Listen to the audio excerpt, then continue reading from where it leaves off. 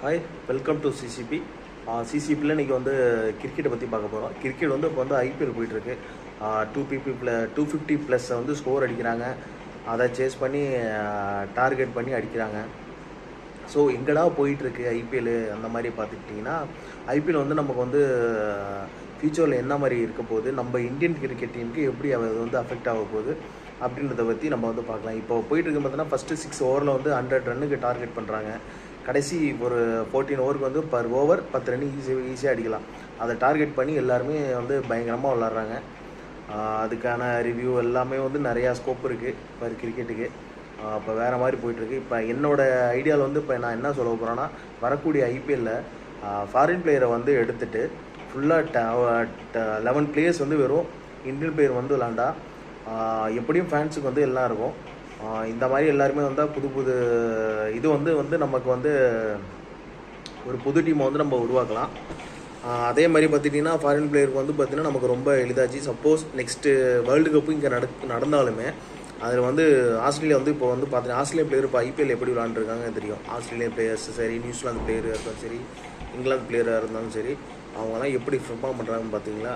இதே வந்து இந்தியாவில் வந்து சப்போஸ் ஒரு வேர்ல்டு கப் மேட்ச் நடக்குதுன்னா அவங்களோட ப்ளே வந்து எப்படி இருக்கும். எல்லாருக்கும் ஹோம் கிரவுண்டு மாதிரி எல்லோரும் இதுக்கேற்ற கிளைமேட் எல்லாமே இதாகி போச்சு. சப்போஸ் நம்ம போய் இப்போ வந்து ஒரு இங்கிலாந்துலேயோ ஆஸ்திரேலியாவிலேயோ சவுத் ஆப்பிரிக்காட்டையோ அங்கே போய் நம்ம விளாண்டா நம்ம எப்படி வந்து ஸ்ட்ரகிள் ஆகும். இதே இது வந்து அவங்க வந்து நம்ம இந்தியாவில் வந்து விளாடும்போது அவங்களுக்கு அந்தளவுக்கு ஸ்ட்ரகிள் எதுவும் தெரியாது. எல்லாரோட ப்ளஸ் மைனஸு பிச்சில் வந்து எல்லாரோட இதுவும் எல்லாமே தெரியும். ஸோ என்னோடய கருத்து என்னென்னு பார்த்துட்டிங்கன்னா, அதுக்கேற்ற மாதிரி நம்ம வந்து அப்டேட் ஆகிருக்கணும். நம்மளோட டார்கெட் வந்து பார்த்திங்கன்னா வேர்ல்டு கப். ஆஸ்திரேலியா எப்படி எந்த மேட்ச் தோற்றாலுமே வேர்ல்டு கப்பில் வந்து கரெக்டாக ரொம்ப வேர்ல்டு கப் வின் பண்ணுறது தான் மெயினாக வச்சு கோப்பைங்களை நிறையா வாங்கி வச்சுருக்காங்க. நம்மளும் அதே மாதிரி கப்பை ஜெயிக்கணும். இந்தியன் கிரிக்கெட் டீம் வந்து இதாக இருக்கணும். ஐபிஎல் வந்து இந்தியன் ப்ரீமியர் லீக் தான். அதனால் வந்து நமக்கு வந்து 11 பிளேயர்ஸை வந்து இந்தியன்ஸை போட்டாலும் சரி, அந்தந்த ஸ்டேட் பிளேயரை போட்டாலும் சரி, கண்டிப்பாக வந்து அது வந்து ஐபிஎல் வந்து சக்ஸஸ்ஃபுல்லாக தான் போகும். அட்லீஸ்ட் வந்து 4 ஃபாரினர்ஸில் 2 ஃபாரினராவது கம்மியாவது பண்ணலாம். ஏன்னா நமக்கு வந்து நம்ம வந்து இந்தியன் கிரிக்கெட் டீம் தான் நமக்கு வந்து மெயின். ஸோ அதையும் பார்க்கணும். ஒரு பிஸ்னஸ் இதில் வந்து நம்ம வந்து ஐபிஎல் வந்து இப்போ நான் சொல்கிறது வேணால் இதாக இருக்கலாம், தப்பாக இருக்கலாம், ரைட்டாக இருக்கலாம். இது என்னோடய கருத்தை மட்டும்தான் நான் சொல்கிறேன்.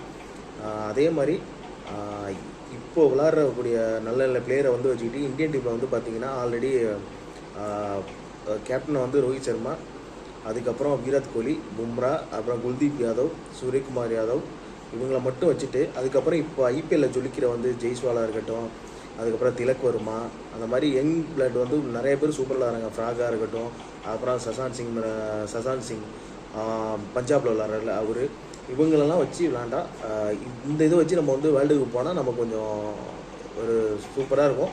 நினச்சது வந்து வேர்ல்டு கப் கூட நம்ம இது பண்ணலாம். ஆனால் இந்த வேர்ல்டு கப் எப்படி இருக்க போகணும்னு என்னால் ஜட்ஜ் பண்ண முடியல. ஏன்னா வந்து முன்னெல்லாம் சொல்லும்போது இந்தியா ஈஸியாக ஃபைனல் போய்டும், செமிஃபைனல் போய்டும், அந்த மாதிரிலாம் சொல்லிடலாம். ஆனால் இந்த வேர்ல்டு கப் எப்படி இருக்க போகுதுன்னு தெரியல. எல்லா கண்ட்ரிக்கும் வந்து பார்த்திங்கன்னா ஐ ஓப்பனிங்காக இருக்குது இந்த ஐபிஎல். ஸோ வெயிட் பண்ணி பார்க்கலாம். தேங்க்ஸ் ஃபார் வாட்சிங். மேலும் கிரிக்கெட்டை பற்றின தகவலை வந்து நான் வந்து கண்டிப்பாக வந்து நான் தெரியப்படுத்துகிறேன். சப்ஸ்கிரைப் பண்ணுங்கள். தேங்க்ஸ் ஃபார் வாட்சிங்.